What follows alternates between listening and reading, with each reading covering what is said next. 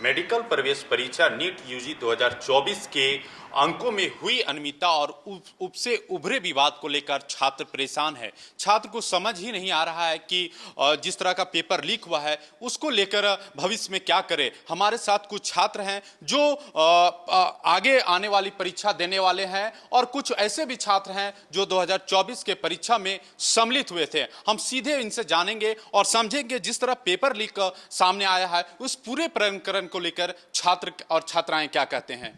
Paper leak सामने आया है, इसको लेकर क्या कहेंगे और आगे इस तरह ना हो इसके लिए क्या आप लोग क्या कहना। सर, पहले जो पेपर लीक हुआ है वो बहुत गलत है क्योंकि जिन बच्चों ने मेहनत की उनके लिए तो सब चीज़ वेस्ट हो गया। और ग्रेस मार्क्स और 720 ये कोई बात नहीं हुई। एनटीए को समझना चाहिए, डॉक्टर जैसा प्रोफेशन है उसमें कोई मजाक नहीं होना चाहिए। तो मेरे हिसाब से तो लगता है सुप्रीम कोर्ट को इसे फैसला लेना चाहिए और जल्दी लेना चाहिए, क्योंकि अगर लेट होगा तो ये इनजस्टिस होगा हमारे लिए और फिर सेशन में भी डिले होगा। फिर आने वाले फ्यूचर में बच्चे सोचेंगे करियर को ऑप्ट करने के लिए। अच्छा, क्योंकि आप एग्जाम आगे देने वाले हैं और एग्जाम देने से पहले आप लोग को ये सुनने को मिलता है कि चूंकि एनटीए सेंट्रल एजेंसी है और अगर सेंट्रल एजेंसी में धांधली होता है तो इसके लेके आप लोग कितना परेशान होते हैं। आगे ऐसा ना हो कि बार बार, चूंकि एनटीए नेट का भी आपने भी देखा उसमें भी धांधली हुआ, तो इसके लेकर कितना परेशान है आप लोग। सर, एनटीए पे हम लोग का भरोसा कि जब हम लोग नीट के लिए ऑप्ट करे थे तो हमारा सबसे ज़्यादा भरोसा रहता है एनटीए पे। हमारा था कि एनटीए हमारे साथ कोई स्कैम नहीं करेगा, चीटिंग नहीं करेगा। और 24 में जैसा आया कि स्कैम हुआ है, पेपर लीक हुआ है, ग्रेस मार्क हुआ है, तो बहुत सारे बच्चों का ऐसा उन पर विश्वास डगमगाता है और फिर आगे बच्चे सोचने में भी डरेंगे कि हम डॉक्टरी करें या ना करें। जैसे नीट पेपर लीक सामने आया है, कुछ अपराधी की भी गिरफ्तारी हुई है, ये पूरे प्रकरण को आप किस रूप में देख रहे हैं। जो लोग ऐसा किया है उन लोगों को ऐसा नहीं करना चाहिए था, वरना मतलब जो बच्चे सब प्रिपेयर कर रहे थे उन लोगों का पूरा एक साल, बहुत साल से कोई कोई मेहनत कर रहा था, सबका मेहनत बर्बाद हो गया। ये जो हुआ वो गलत हुआ था, ऐसा नहीं होना चाहिए था। इसलिए मतलब गवर्नमेंट को इसके खिलाफ कुछ स्ट्रिक्ट एक्शन लेना चाहिए। अच्छा, ये जो पेपर लीक हुआ इसको आप किस रूप में देख रहे हो और किनको आप दोषी मानेंगे।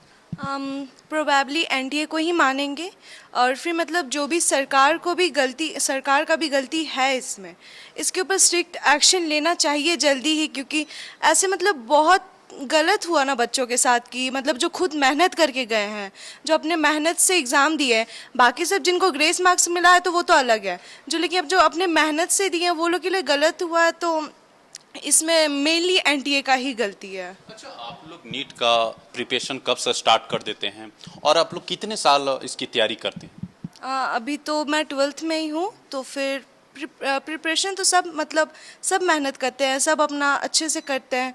तो फिर मतलब लेकिन ये जो ग्रेस मार्क्स वाले हैं वो तो मतलब बच्चों के साथ धोखाधड़ी हुआ एक तरह से बोल देख सकते हैं सारे छात्र परेशान हैं रिजल्ट को लेकर। हमारे साथ कुछ और भी छात्र हैं, उनसे भी हम बात करने की कोशिश करेंगे।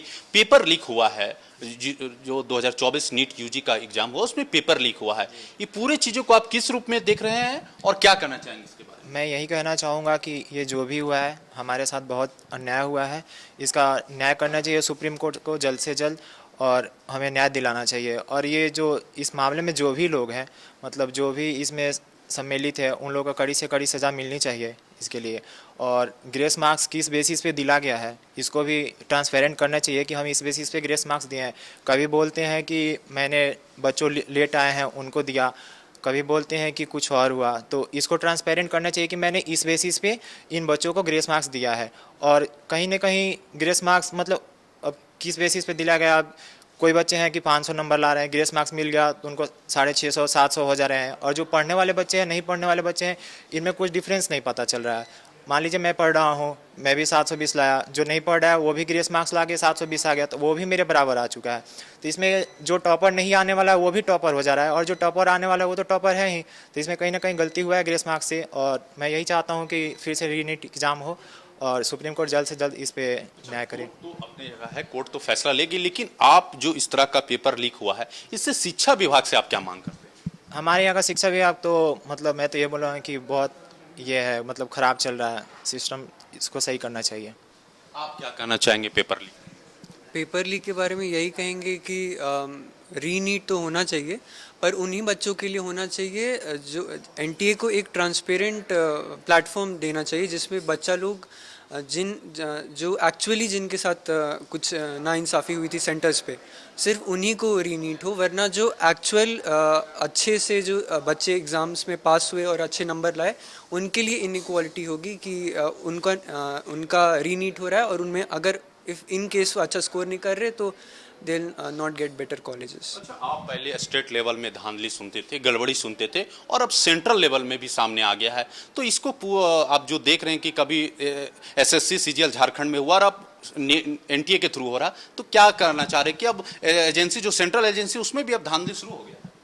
सेंट्रल एजेंसीज़ में तो जैसे ये चीज़ जो पेपर लीक और किसी और को बैठा देना अपनी जगह, ये सब चीज़ें होती आ रही हैं, जैसे हमें सुनने को मिलता है पिछले 15-20 सालों से।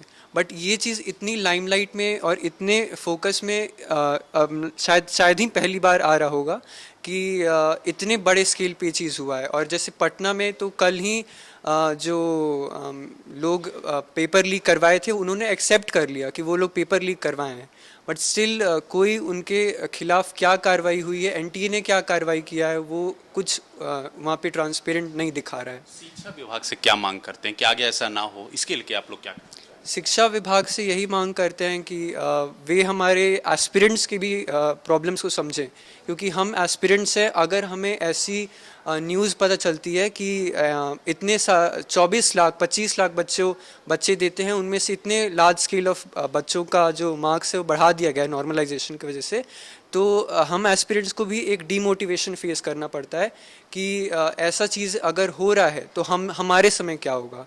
तो मतलब एजुकेशन मिनिस्ट्री से यही कहेंगे कि अगर आप आप पहले अभी के प्रॉब्लम को सॉल्व कीजिए और आगे भी ऐसा ना हो, इसको भी इंश्योर करने की पूरी कोशिश कीजिए। बिल्कुल बिल्कुल, ये छात्र अपनी जो दुख है, दर्द है, बयां कर रहे हैं कि आगे भी फ्यूचर में ऐसा ना हो, इसके लिए शिक्षा विभाग को सख्त कार्रवाई करनी चाहिए। अपने सहयोगी सुशील तिर्की के साथ यशवंत कुमार, 99 न्यूज, रांची।